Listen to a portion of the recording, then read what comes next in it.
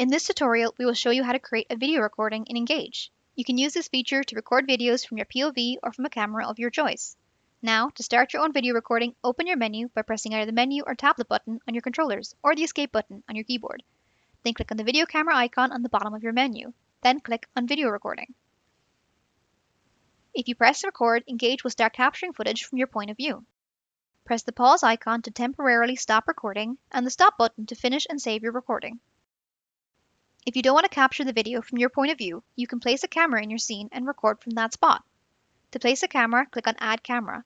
Your menu will then close and the camera will appear connected to your cursor. You can then place and aim it.